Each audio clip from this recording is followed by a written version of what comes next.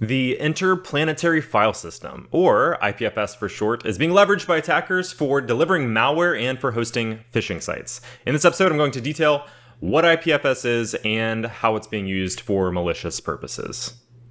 In a Cisco Talos intelligence blog from November 9th, 2022, they detail how cybercriminals have started adopting IPFS for phishing and malware campaigns. Cisco Talos has observed multiple ongoing campaigns that leverage the IPFS network to host their malware payloads and phishing kit infrastructure while facilitating other attacks.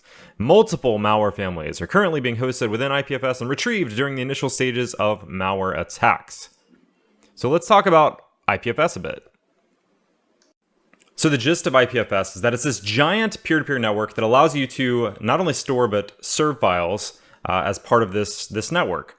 Now, any computer anywhere can run the IPFS software and start hosting and serving files.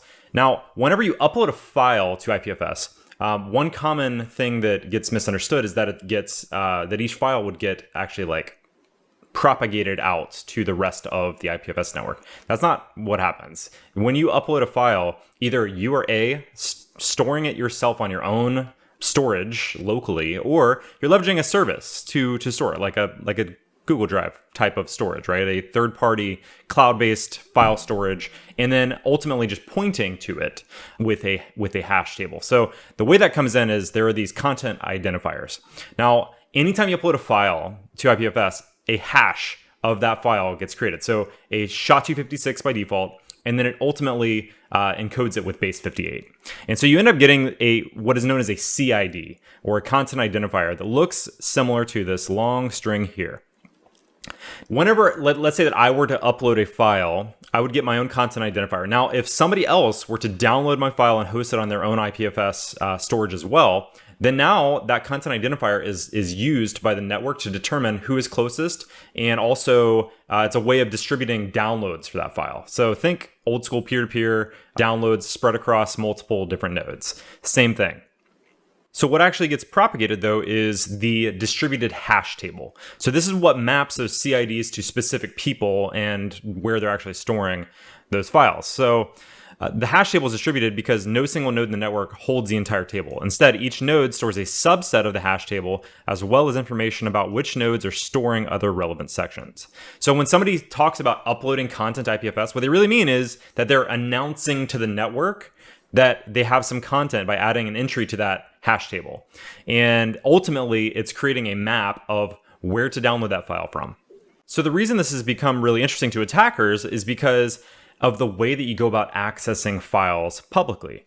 With IPFS, there are a number of gateways that allow you to navigate those files that are hosted on IPFS without actually running IPFS yourself.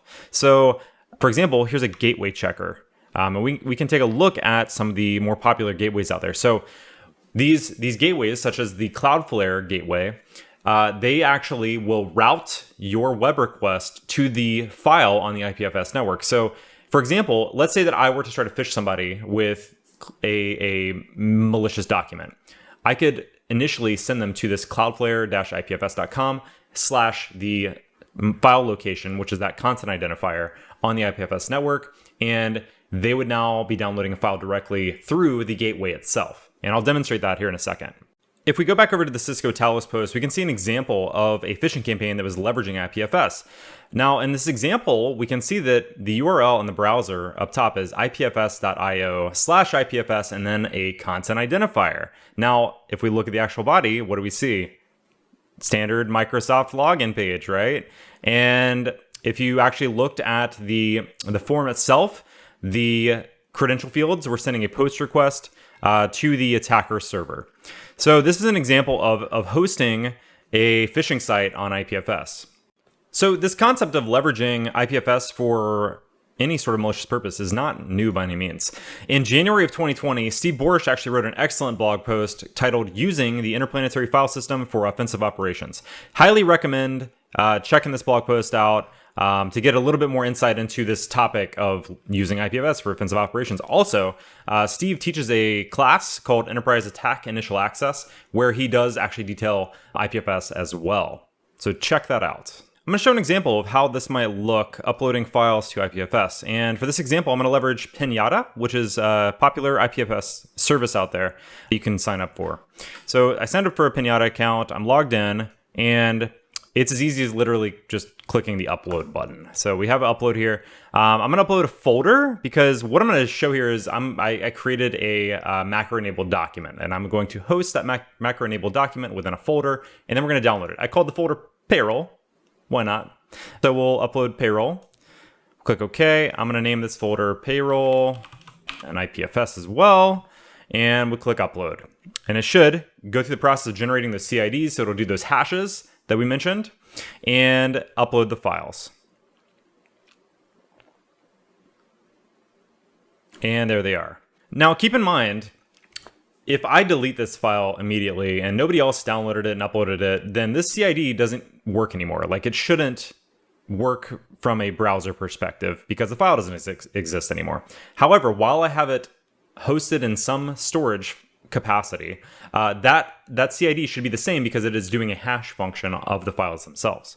So if we were to go into the payroll folder here, we should see the harmless.docm file. Now, let's show how this might look downloading the file. So first, I'm going to grab this CID because that is one of the main pieces we're going to need here. And now we need to figure out what gateway we're going to use. So one of the more popular ones is the Cloudflare-ipfs.com. And then we would include /IPFS and then the CID. Now, on the end of that, if we want to download the file directly, we can just literally type in the file name, harmless.docm, and click enter, and we should see the download down here in the bottom left. So as you can see, like, this would be if you know, this is what attackers are doing. They're sending a link to something like this, where they're directing users to this IPFS gateway, as opposed to a traditional domain to host a Maldoc. So let's go and open that up. Let's see what we've got here. It says this is a totally harmless Word document. You should click the button to enable macros above to see hidden elements. And there's our macro. Anyways, that's just an example. Now, this is, again, remember, because this is a gateway, right? We could send them to somewhere else too. So if, for example, that one was blocked, how about IPFS.io? Do we have the same ability to download from IPFS.io? We could try it there, or in any number of those other gateways. This one's going a little slower, but in the end, you get the idea, right? We have multiple gateways that are all able to be leveraged from almost a proxy type of scenario for downloading a file. As IPFS is used for legitimate purposes too, it makes it somewhat difficult to just go block all the IPFS gateways. That might take some time to do as well. So what can you do? Well, first off, organizations should be aware of this technique, right? They need to know that this is even a thing. So as I mentioned in the last video, attackers really like using legitimate services for sending phishing messages. Whether it's hosting payloads on Azure CDN or, like in the last episode, abusing Microsoft's Dynamics 365 to send phishing messages. They really like to use legitimate services because it makes it harder to identify in all the noise. So in both cases, exercising defense in depth is always recommended. So don't just focus on the domains that files are being downloaded from, and also, continue analyzing them on the endpoint and via other network scanning tools. If you enjoyed this content, I would greatly appreciate it if you guys click the subscribe button, and I'll see you in the next episode.